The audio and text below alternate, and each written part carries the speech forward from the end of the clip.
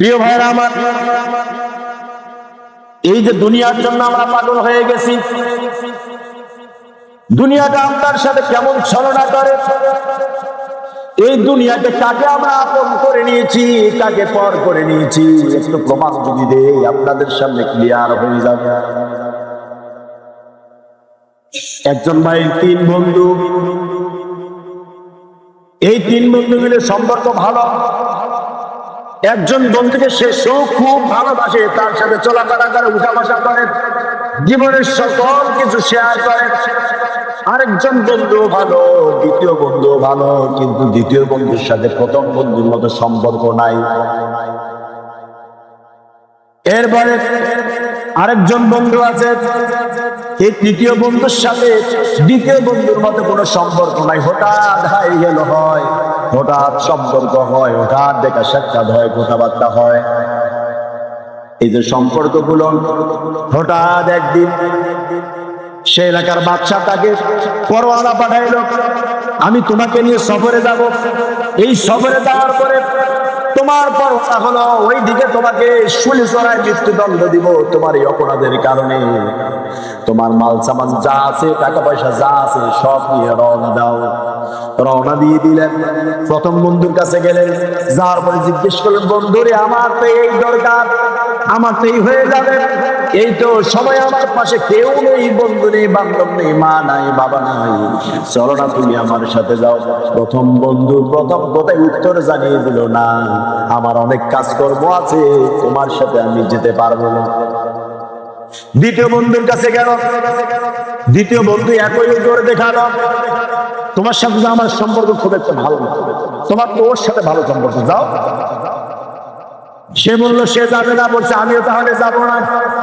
তিন নম্বর বন্ধুর কাছে এবার বললো, প্রথম বন্ধু আমাকে ছেড়ে দিয়েছে, দ্বিতীয় বন্ধু আমাকে ছেড়ে দিয়েছে, আমার সাথে তোমার তো ভালো সম্পর্ক নাই, এই জন্য আমি তোমার কাছে এসেছি। তুমি যদি আমাকে একটু সহযোগিতা করো, আমার সাথে যদি আমার ওই এলাকায় তুমি যাও, আমার জন্য ভালো হয়, আমার বড্ড ভয় করছে। এই কথা যখন বললেন, তৃতীয় বন্ধু বললেন, টেনশন করো না, চিন্তা করো না, আমি তোমার বিপদে আপদে মুসিবতে আছি। সুবহানাল্লাহ বলেন, আর কুজোরে বলেন, বিচারকের কাছে আমি যাব, তোমার জন্য রিকোয়েস্ট করব।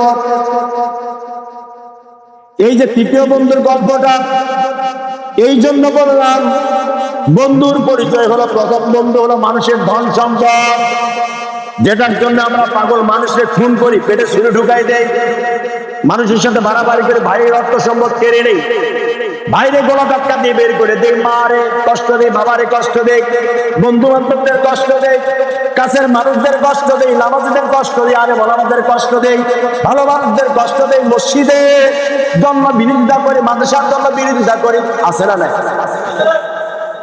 সেই দিন এই বিষয়ে বলছে, মাদ্রাসা বাংলাদেশে এত বেশি হয়ে গেছে, আরে বাবা, যেখানে সেখানে মাদ্রাসা উঠে গেছে। ও বেটা চোখে দেখে না যে স্কুলও তো বেশি হয়েছে, ও বেটা দেখে না, মানে মাদ্রাসার প্রতি তার যে হিংসা। মাদ্রাসাওয়ালারা ইউনিভার্সিটিতে পড়বে, আর ভালো কিছু করবে, মিজানুর আজহারি হবে, তারিক মুনার হবে, আমির হামজা হবে, হাসান জামিন সাহেব হবে, মামুনুল হক সাহেব হবে, প্রতিবাদ করবে, হতে দেওয়া যাবে না। এরা সারা জীবন মসজিদের ইমামতি করবে, আর সভাপতি সেক্রেটারিকে ঘেরে গোলামি করবে, ঠিক কিনা?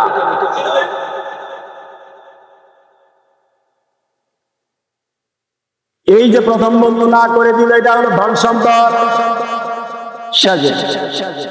দ্বিতীয় নম্বর বন্ধু হলো আত্মীয়স্বজন, এটাও তার মুসিবতে, তার বিপদে তার পেল না।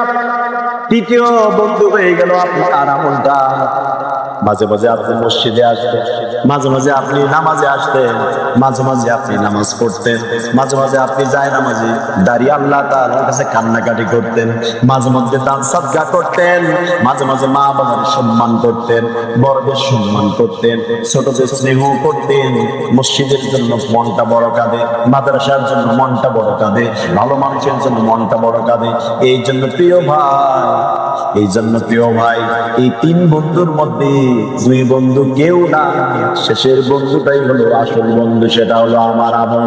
দেখবেন এই আমলটা আপনার সাথে সব কিছু চলে যাবে, কিন্তু আমল আপনার কাছে থেকে যাবে না।